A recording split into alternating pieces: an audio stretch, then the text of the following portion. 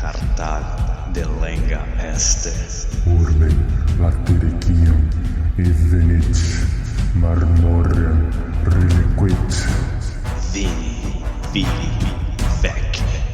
Fabrum essesuae cenque fortunae. Cetere, cencere, Cartagine, F. delendem.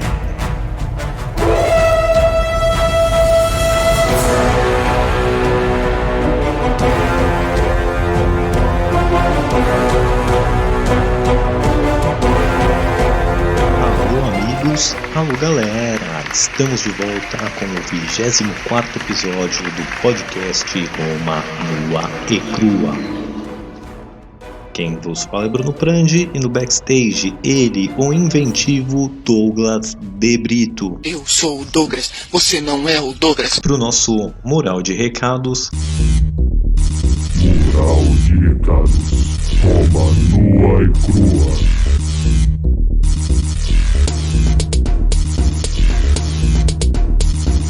Só queria deixar claro que a gente está entrando na Segunda Guerra Púnica e esse é um evento marcante para o mundo antigo, para nossa história hoje, se a gente fala português,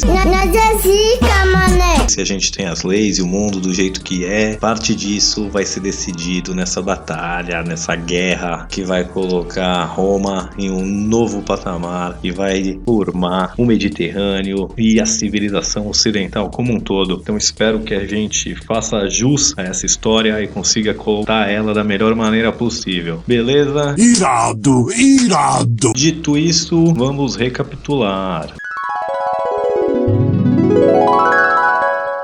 Semana passada a gente viu o Interbellum aí entre a Primeira e a Segunda Guerra Púnica. Roma continuou seu processo de expansão, expandiu por outro lado do Mar Adriático, para leste, ali na Ilírica, expandiu para o norte, tomando o Vale do Rio Po dos gauleses e aproveitou enquanto Cartago passava por uma guerra civil contra o seu próprio exército que ela não pagou. Mas eu sou pão no furecer, pendura pra mim que eu não sou caloteiro. Não. Roma vai lá e toma mais a ilha da Sardenha e da Córcega dos cartagineses. Os cartagineses têm uma revolta do seu exército porque eles não foram pagos. Quem me deve, procura me pagar. E aí esses mercenários revoltados põem o norte da África inteiro em revolta. Cartago tem que contratar novos e mais caros mercenários e graças ao brilhante general Amílcar Barca, Cartago consegue vencer sua guerra civil. Está mais quebrada do que nunca e, como o Senado tinha medo da popularidade de Amílcar Barca e o Amílcar também não queria ficar ali naquele ninho de cobra, ele parte para a Espanha com sua família, onde seu filho Aníbal vai fazer um juramento de ódio eterno aos romanos e eles partem para o norte da África, para a Península Ibérica e começam a expandir seu território cartaginês ali. Beleza? Então isso foi a recapitulação, vamos para o episódio de hoje.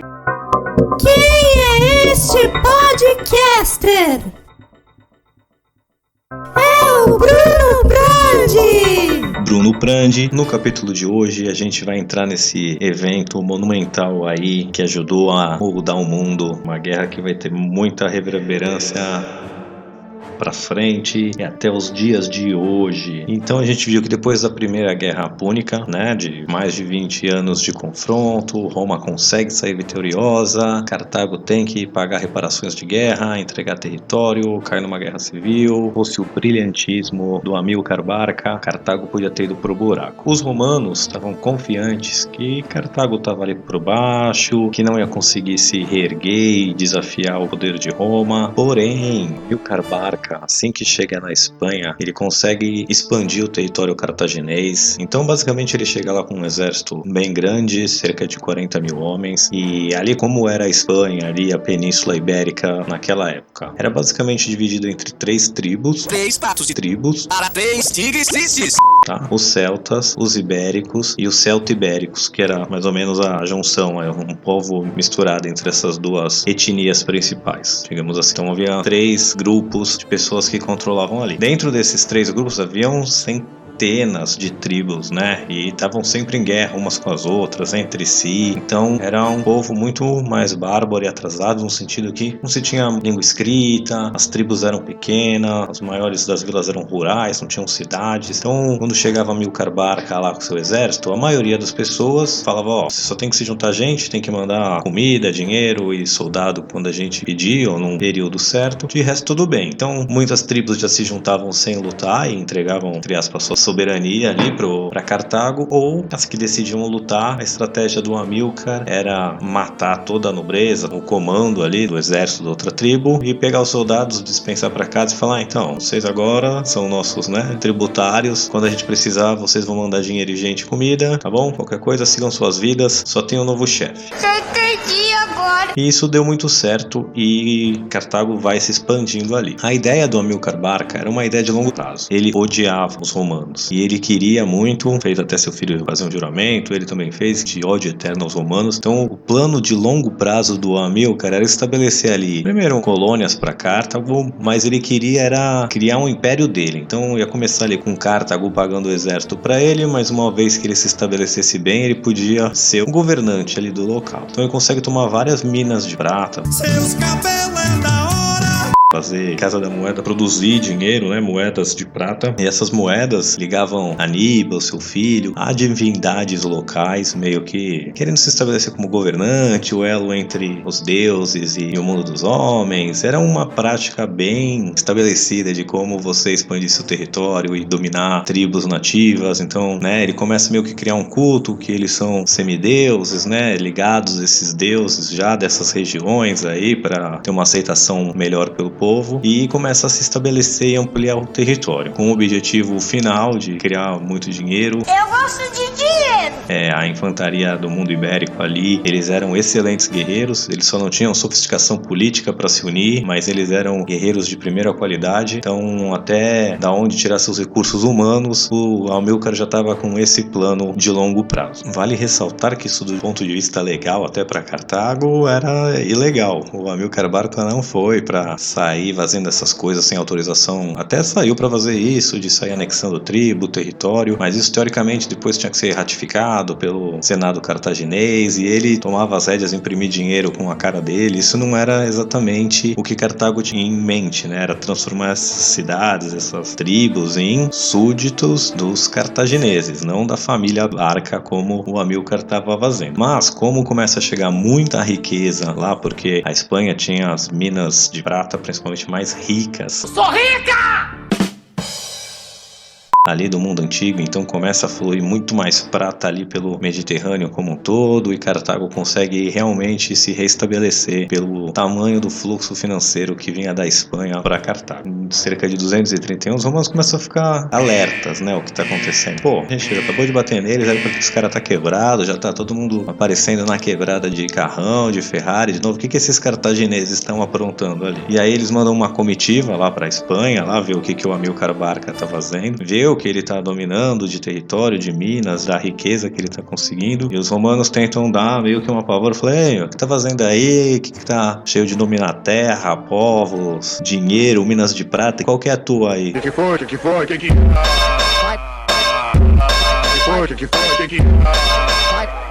Aí o Amilcar, ele é fenomenal, né? O cara era zica, ele dá uma enrolada nos romanos e fala: cara, relaxa, só porque eu tô aqui, acho que eu quero fama, acho que eu quero glória, riqueza. Nada disso, território, não é por nada disso que eu tô aqui, cara. Olha, a gente perdeu a última guerra pra Roma, não foi? Não tem que pagar 200 mil talentos de prata, sei lá quanto é isso. Eu só tô aqui, cara, pra garantir que vocês vão receber a indenização que Cartago tem que pagar pra vocês, entendeu? Então eu tô aqui fazendo isso por vocês. Malandramente. Essa expansão de território, dominando as outras tribos, criando um novo reino, isso aqui não é nada disso. A gente só tá aqui pra pagar vocês. Se tu não quer receber a indenização da guerra, as reparações que a gente pagou, então, tô aqui fazendo isso. E Roma bom, beleza então, né? Se é pra pagar a gente, firmeza. Aí deixa o Amilcar lá continuar o seu processo de expansão. Ai, que burro! No ano de 228 a.C., o general Amilcar, ele morre numa emboscada aí de uma tribo que ele tentou dominar. Conseguem atacar eles, ele enquanto foge vai atravessar um rio e se afoga.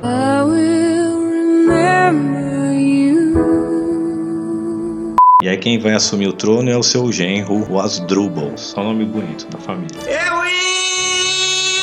E aí o Hasdrubal, depois de vingar a morte do Amilcar, reunindo um exército e destruindo a tribo que atacou eles lá, fez o sogro morrer, o Hasdrubal, em vez dele continuar o processo de expansão, ele começa a consolidar o que os cartagineses e principalmente, né, a família Barca já tomou de território. Então ele consegue expandir esse culto, a família Barca, meio que interligar ele mais com as divindades locais melhor, consegue estabelecer cidades. Então, por exemplo, a Nova Cartago ou Cartago Nova, caneta azul, azul caneta, que é hoje em dia a cidade de Cartagena, na Espanha, foi uma fundação que o Hasdrubal fez. Tem a cidade de Barcelona também, que Barcelona vem da família Barca, que é essa daí que está se estabelecendo na Espanha.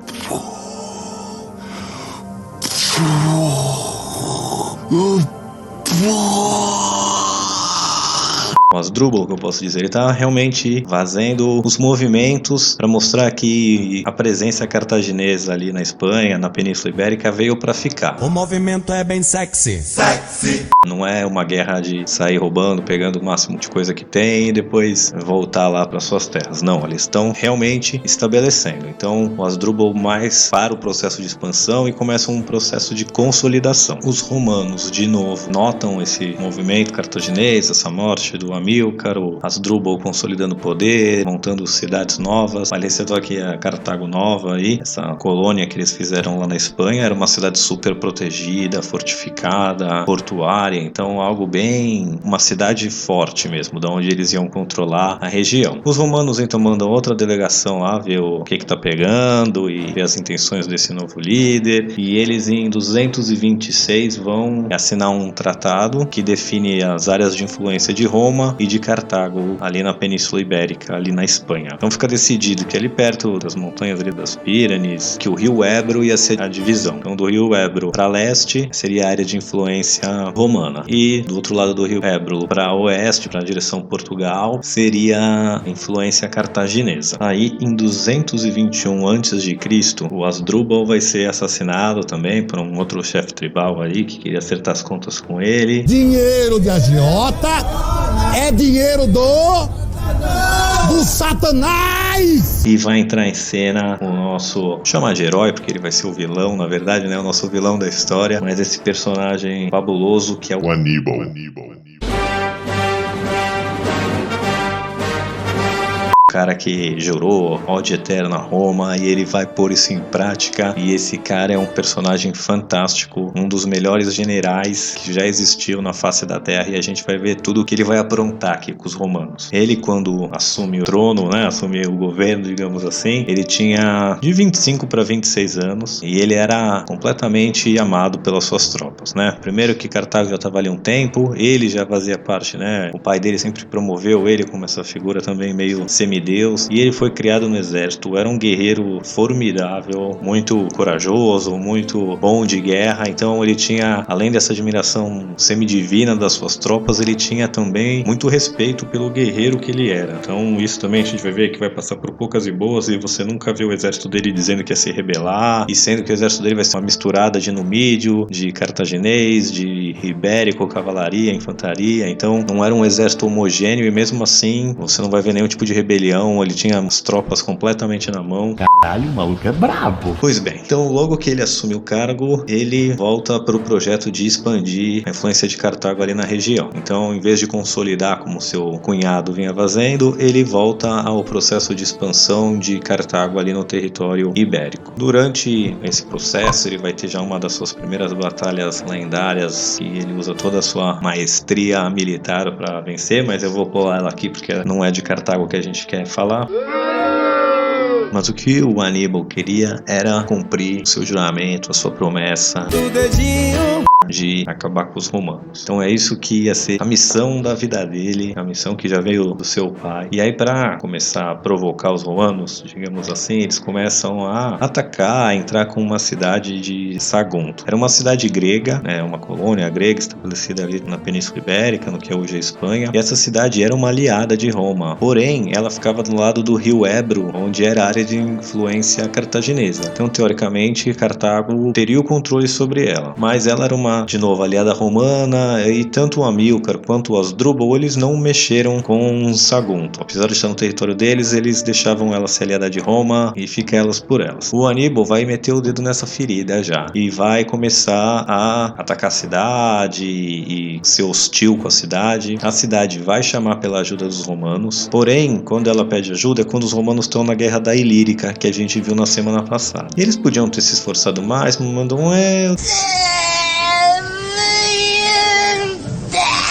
segura aí que assim que der a gente vai, mas não mandaram nenhuma ajuda militar de cara, até porque era contra o tratado que eles tinham com Cartago, né? Então também era uma decisão difícil de se tomar, e Roma não queria entrar numa outra guerra de potência contra potência, enquanto ainda estava em guerra na Ilírica, enquanto estava tendo problema no norte com os gauleses, como eu já disse. Então eles começam a mandar emissários para reclamar, digamos assim, mas não uma declaração de guerra nem soldados para ajudar. O Aníbal vai cercar a cidade de Sagunto e vai ficar 8 meses em cerca essa cidade, sofrendo até os cartagineses conseguirem dominar a cidade. Depois de 8 meses, eles invadem a cidade, matam seus habitantes, e os que eles não matam, eles vendem escravidão, mas basicamente eles acabam com a cidade. Os romanos, então, vão mandar o seu cônsul lá para Cartago para conversar com o Senado cartaginês. O cônsul da época era o Fábio Máximo. Ele chega lá pro Senado, fala: olha, o cara tá invadindo a nossa cidade, era nossa aliada. Lembra o tratado que a gente assinou do Rio Ebro? Ele tá desse lado, essa cidade é nossa. Aí os romanos tentam dar um migué, dizendo: não, o nosso Rio Ebro não é esse daqui que eu tô falando, é outro Rio Ebro mais pra lá. É mesmo?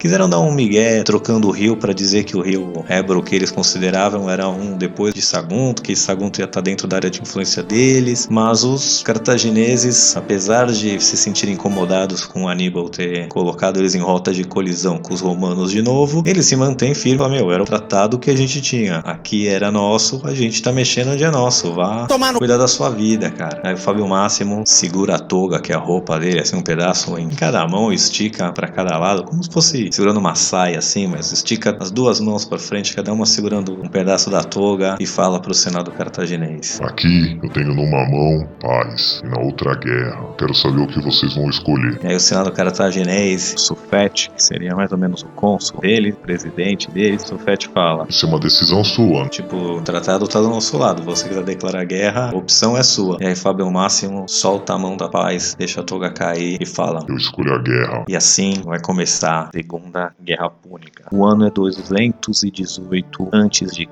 e está declarada formalmente a guerra entre essas duas potências. Facciamo os nomes ingresso em Bruno Prandi Podcast Roma nua e crua. Os romanos começam então suas preparações e recrutam 10 legiões, o que seria mais ou menos 50 mil homens. Esse exército vai ser dividido em 3, então um desses exércitos vai ser comandado pelo Lúcio Cornélio Cipião. Guardem esse nome, principalmente a família Cipião, que veremos vai ser do lado romano a família mais importante da guerra. E ele vai com uma força de 20 mil homens lá para as regiões ibéricas confrontar os cartagineses ali. O outro cônsul do ano vai com um exército de igual tamanho, 20 mil homens, nos dois casos eram 19 mil infantaria, 200 de cavalaria para cada um. E esse foi lá para Sicília preparar um ataque ao norte da África, para reinvadir o norte da África. O terceiro contingente romano, de cerca de 10 mil soldados, esses os recrutas mais mal treinados, mais mal equipados, eles ficaram ali na região do Vale do Rio Po, aquele território que os romanos recém tomaram dos gauleses e que fazia ali a divisa dos Alpes ali da Itália com a França. Então, para não deixar nenhum gaulês entrar, uma força ali de retaguarda mais para ficar de olho nos gauleses. E os dois exércitos principais, um vai para a Itália, outro foi para Sicília, para fazer um pit stop antes de ir atacar o norte da África. Estavam convencidos que o confronto principal aconteceria na Espanha, né? O outro exército do norte da África ia ser para colocar mais pressão, mas a ideia vai lá, enfrenta o Aníbal de vez, provavelmente a derrota ele lá. Vem outro exército pelo norte da África para fazer os cartagineses se borrarem de medo e logo pedir paz e entregar um monte de concessão para os romanos. Pelo menos essa era a ideia dos romanos. O Aníbal, ele tinha seus próprios planos, e seu plano era invadir a Itália e tomar Roma. Esse era o propósito da sua sua vida. Já parou para pensar qual o propósito na sua vida? Então ele vai deixar uma parte do seu exército com o seu irmão para tomar conta ali da Espanha e ficar de olho nos romanos. E ele vai pegar seu exército e vai atravessar o rio Ebro, que era a divisa, e vai ter que percorrer. A gente vai ter mapas nas redes sociais para achar, mas basicamente ali o rio Ebro é onde é as Pyrenees, que é as montanhas meio que dividem ali a Espanha com a França hoje em dia. Então do lado romano não era colônias romanas ali, eram cidades aliadas, tribos que eram independentes. Então os cartagineses também vão ter que atravessar um território gaulês e um território ibérico independentes, que não era também só chegar ali em Roma. Mas esse é o que ele sai, com cerca de 45 mil soldados, sendo 38 mil de infantaria, 7 mil de cavalaria e 37 elefantes de guerra. E ele cruza o rio Ebro em direções a terras romanas. E por hoje vamos ficar aqui.